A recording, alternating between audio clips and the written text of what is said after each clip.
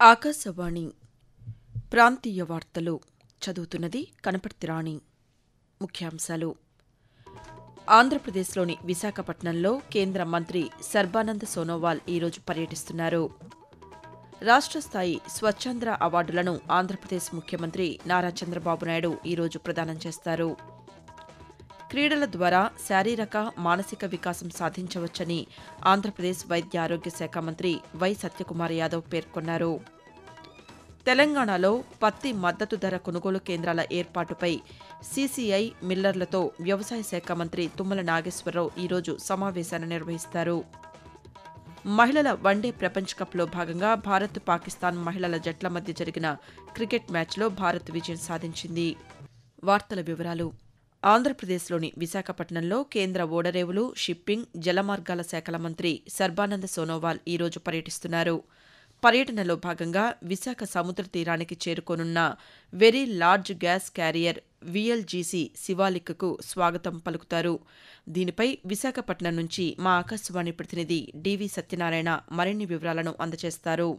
కేంద్ర ఓడరేవులు, షిప్పింగ్, జలమార్గాల శాఖ మంత్రి సర్బానంద్ సోనోవాల్ విశాఖ పర్యటన నిమిత్తం నిన్న నగరానికి చేరుకున్నారు. ఈ రోజు విశాఖపట్నం రానున్న very large gas carrier VLGC Shivalik నౌకకు సర్బానంద్ సోనోవాల్ మరికొద్ది గంటల్లో స్వాగతం పలుకుతారు. ఈ శివాలిక్ నౌక తూర్పు తీరంలో సముద్ర వాణిజ్య సామర్థ్యాన్ని పెంచడంతో పాటు ఇంధన కార్గో నిర్వహణకు విశాఖపట్నం పోర్టు స్థానాన్ని మరింత బలోపేతం చేయనుంది. స్వాగత కార్యక్రమం అనంతరం సాలిగ్రామపురంలోని సాగరమాల కన్వెన్షన్లో జరిగే బహిరంగ సభలో పాల్గొంటారు. అనంతరం విశాఖపట్నం పోర్ట్ అథారిటీ చేపట్టిన పలు అభివృద్ధి ప్రాజెక్టులను సర్బానంద్ సోనోవాల్ ప్రారంభిస్తారు.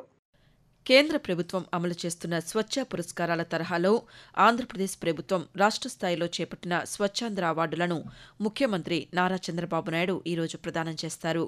స్వర్ణాంధ్ర, స్వచ్ఛాంధ్ర లక్ష్య సాధనలో భాగంగా ఉత్తమ పనితీరు కనబర్చిన సంస్థలు, వ్యక్తులను ఈ అవార్డులతో సత్కరిస్తారు. విజయవాడలోని తుమ్మలపల్లి కళాక్షేత్రంలో నిర్వహించే ఈ కార్యక్రమంలో రాష్ట్ర స్థాయిలో 69 మందికి, జిల్లా స్థాయిలో 1257 మంది విజేతలకు బహుమతులు అందజేస్తారు. కాగా ఈ పురస్కారాల్లో అనంతపురం జిల్లా స్వచ్ఛ జిల్లాగా ఎంపికవగా 3 లక్షల్లోపు జనాభా ఉన్న పట్టణాల విభాగంలో గుంటూరు జిల్లాలోని మంగళగిరి, తాడేపల్లి మున్సిపల్ కార్పొరేషన్, తాడిపత్రి, బొబ్బిలి మున్సిపాలిటీలు ముందంజలో నిలిచాయి. ఆంధ్రప్రదేశ్లో నకిలీ మద్యం తయారీ, విక్రయాలపై కఠిన చర్యలు తీసుకోవాలని ముఖ్యమంత్రి నారా చంద్రబాబు నాయుడు అధికారులను ఆదేశించారు. అన్నమయ్య జిల్లా తంబళ్లపల్లి ములకల చెరువులో నకిలీ మద్యం అంశంపై గుంటూరు జిల్లా ఉండవల్లిలోని క్యాంపు కార్యాలయంలో ముఖ్యమంత్రి గత రాత్రి సమీక్ష నిర్వహించారు. ములకల చెరువు కేసుపై అధికారులను వివరాలు అడిగి తెలుసుకున్నారు. ఈ సందర్భంగా ముఖ్యమంత్రి మాట్లాడుతూ నకిలీ మద్యం కేసును అన్ని కోణాల్లో నిష్పక్షపాతంగా దర్యాప్తు చేయాలని అన్నారు. రాష్ట్రంలో నకిలీ మద్యానికి ఎట్టి పరిస్థితుల్లో అనుమతి లేదని, నిందితులపై కఠిన చర్యలు తీసుకోవాలని అధికారులను ముఖ్యమంత్రి ఆదేశించారు. ఆంధ్రప్రదేశ్లో అమృత్ పథకం ద్వారా 10,000 కోట్ల రూపాయల అభివృద్ది పనులు చేస్తున్నామని పురపాలక శాఖ మంత్రి పి. నారాయణ తెలిపారు. తిరుపతి జిల్లా గూడూరు పురపాలక సంఘం కార్యాలయంలో అధికారులతో కలిసి సమీక్ష నిర్వహించారు. ప్రతి ఇంటికి త్రాగునీరు అందించాలన్నదే ప్రభుత్వ లక్ష్యమని మంత్రి ఈ సందర్భంగా తెలియజేస్తూ, అమృత స్కీమ్ అయితే మళ్ళా ఈ ప్రభుత్వం వచ్చిన తర్వాత మళ్ళా ప్రాజెక్టు మొత్తాన్ని రివైజ్ చేశాము. దీని వల్ల దాదాపు 10,000 కోట్ల రూపాయల యొక్క వర్క్స్ యాన్యుటీ మోడల్ లో ప్రస్తున్నాం. ప్రతి ఇంటికి ట్యాప్ కనెక్షన్ ఇవ్వాలనేది ముఖ్యమంత్రి గారి ఉద్దేశం. ఈ వారంలో నెక్స్ట్ వీక్ లోని టెండర్లు పిలుస్తారు. రాష్ట్రంలోని అన్ని 123 మున్సిపాలిటీస్ కి ఇదే విధంగా ప్రాజెక్ట్ శాంక్షన్ చేశాం. ఈ రాష్ట్రంలో ఉన్న కచ్చా డ్రైన్స్ అన్ని పూర్తి చేయాలంటే 128 కోట్లు అవుతుంది. ముఖ్యమంత్రి గారు ఎటువంటి పరిస్థితుల్లో కూడా 2 సంవత్సరాల్లో పూర్తి చేయాలని మున్సిపల్ శాఖ ఆదేశించారు. ఆంధ్రప్రదేశ్లోని శ్రీకాకుళం జిల్లా మందసలో కార్గో విమానాశ్రయ నిర్మాణానికి రైతులు సహకరించాలని కేంద్ర పౌర విమానయాన శాఖ మంత్రి కె. రామ్మోహన్ నాయుడు, రాష్ట్ర వ్యవసాయ శాఖ మంత్రి కె. అచ్చెన్నాయుడు రైతులను కోరారు. కార్గో విమానాశ్రయ నిర్మాణంపై శ్రీకాకుళం జిల్లా పలాస రైల్వే ఇన్స్టిట్యూట్లో మందస, వజ్రప్ కొత్తూరు మండలాలకు చెందిన రైతుల నుంచి ప్రజాభిప్రాయ సేకరణ నిర్వహించారు. అనంతరం కేంద్ర మంత్రి మాట్లాడుతూ కార్గో విమానాశ్రయం నిర్మాణానికి మందస మండలం అనువైందని విమానయాన శాఖ అధికారులు సూచించారని, ఆ ప్రాజెక్టు వస్తే ఉద్యోగ, ఉపాధి అవకాశాలు లభిస్తాయని వెల్లడించారు. అనంతరం వ్యవసాయ శాఖ మంత్రి కె. అచ్చెన్నాయుడు మాట్లాడుతూ రైతులకు నష్టపరిహారంతో పాటు ఉద్యోగ, ఉపాధి అవకాశాలపై ఆలోచన చేస్తున్నామని పేర్కొన్నారు. ఆకాశవాణి ప్రాంతీయ వార్తలు వింటున్నారు.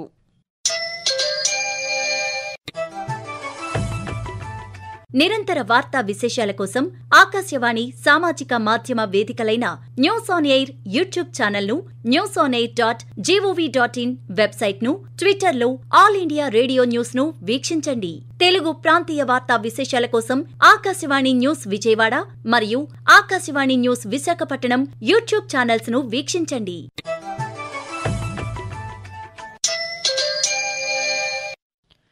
తెలంగాణలో 2025-26 పంట కాలానికి పత్తిని మద్దతు ధరకు కొనుగోలు చేసేందుకు కేంద్రాల ఏర్పాటుపై వ్యవసాయ శాఖ మంత్రి తుమ్మల నాగేశ్వరరావు ఈరోజు సమావేశాన్ని నిర్వహిస్తారు. హైదరాబాద్లో నిర్వహించే ఈ సమావేశంలో cotton corporation of India (CCI), cotton, ginning మిల్లర్లకు మధ్య అంగీకారాన్ని కుదర్చనున్నారు. పత్తిని మద్దతు ధరకు కొనుగోలు చేసేందుకు కేంద్రాల ఏర్పాటు, పత్తి శుద్ది, బేళ్లుగా రవాణా చేసేందుకు మిల్లర్లతో CCI ఒప్పందం చేసుకోనుంది.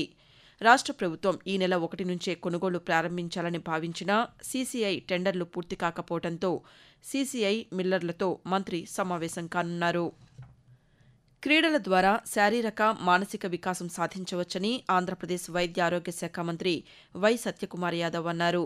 ఆంధ్రప్రదేశ్ జర్నలిస్టు క్రీడా సంఘం ఆధ్వర్యంలో అనంతపురంలోని స్థానిక క్రీడా మైదానంలో నిర్వహించిన క్రికెట్ టోర్నమెంటును మంత్రి నిన్న ప్రారంభించారు.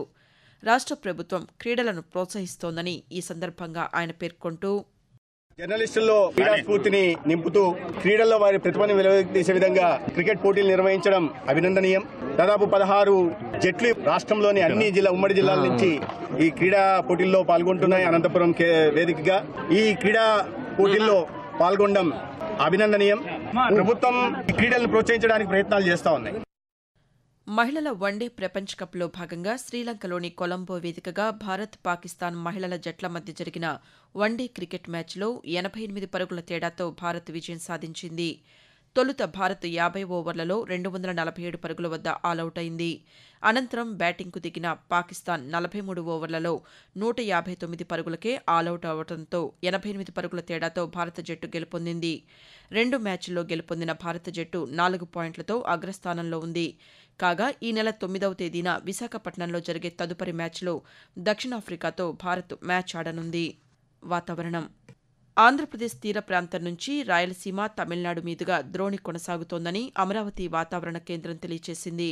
దీని ప్రభావంతో ఆంధ్రప్రదేశ్లో రాగల 3 రోజుల పాటు తేలికపాటి నుంచి మోస్తరు వర్షాలు కురిసే అవకాశం ఉందని వాతావరణ కేంద్రం అధికారి ఎల్. నారాయణ పేర్కొంటూ, ఉత్తర కోస్తా ఆంధ్రప్రదేశ్ మరియు యానాంలో ఈరోజు తేలికపాటి నుండి మోస్తారు వర్షాలు లేదా ఉరుములతో కూడిన జల్లులు కొన్ని చోట్ల కురిసే అవకాశం ఉంది.